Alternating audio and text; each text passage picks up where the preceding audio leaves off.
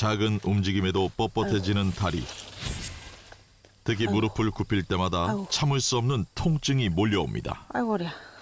밭 멜 때, 풀 뽑을 때, 뭐 멜 때 일어나려면 저 힘으로는 안 돼요. 뭘 짚거나 막대기를 이용해서라도 뭘 짚어야 일어날 수가 있어요. 아이고, 그래. 아이고, 다리 아파서 도저히 안 되겠네. 의자 좀 갖고 와야 되겠네. 도저히 견디기 힘든 관절 통증. 이럴 때마다 찾는 게 있다는데요. 아이고, 있는 앉는 의자 좀 가져와야지. 아이고. 어머니 그건 뭐예요? 이거요, 의자야. 앉아서 일할 때 앉아서 일하는 의자예요. 이 의자가. 이거 있어야지 일을 할 수 있어요. 아주 못 일어나요, 이거 없으면. 사실 진숙 씨는 올해 초 오랜 도시 생활을 접고 고향으로 돌아왔는데요. 요양차 귀촌을 결심했지만 한번 악화된 무릎 건강은 이곳에서도 그녀를 괴롭힙니다. 제가 서울에서 영업하다가 접고 시골에를 왔는데 시골에 와보니 제가 제일 나이가 젊더라고요. 근데 몸은 많이 망가져 있고 여기로 와보니까 너무나 허망해요. 몸은 다 망가진 상황이고 그래서 지금은 그냥 마음이 좀 우울하네요. 잠깐 텃밭에 다녀왔을 뿐인데 금세 지쳐버린 진숙 씨.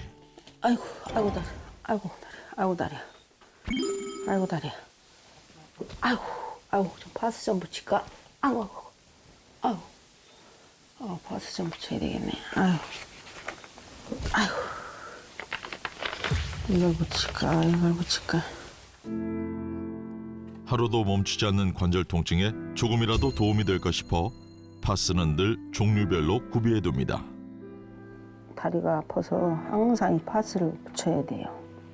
병원에 가서 침을 맞고 약을 먹어도 파스를 붙여야 마음이 놓여요.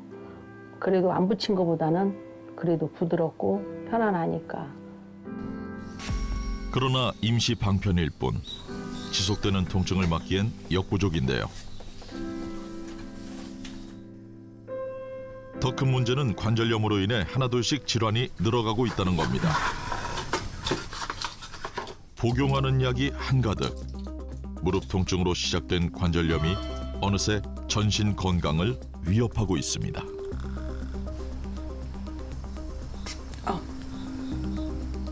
무릎 관절이 오고 나서 허리도 아프고 치주염도 오고 비염도 오고 온 몸이 다 종합병원이에요. 퇴행성 관절염 진단 후 비염과 허리 디스크 등 각종 질환들이 보물처럼 쏟아졌습니다. 실제 관절염은 각종 염증 질환뿐 아니라 대사 질환까지 유발해 전신 건강을 무너뜨리는데요. 혈관을 타고 전신을 공격하는 염증은 뇌까지 공격. 실제 관절염 환자의 70%가 뇌 손상 및 인지 장애를 겪는 것으로 나타났습니다. 네, 일반적으로 관절염 그러면 관절 자체만 통증을 일으키고 부하가 걸리는 것이 아니라 관절염을 앓고 나는 과정에서 떨어져 나가게 되는 그 관절 연골 부스러기들이 결국 관절 주변에 있는 조직인 관절막을 자극하게 됩니다. 이때 자극받은 관절막에서는 그 세포들의 염증 반응이 일어나게 되는데요. 결국 관절염이 발생한 부위는 염증 매개물질로 가득 차게 되고 일상생활에도 통증을 유발할 수밖에 없습니다. 여기서 더 큰 문제는 이렇게 국소 부위에 몰려있던 염증 물질들이 시간이 가면 갈수록 혈액을 타고 온몸으로 퍼지기 때문에 결국 전신 질환까지 유발할 수가 있는데요. 실제 퇴행성 관절염을 앓고 있는 환자는 심혈관 질환으로 사망할 가능성이 더 높다는 연구 결과도 보고된 바가 있습니다.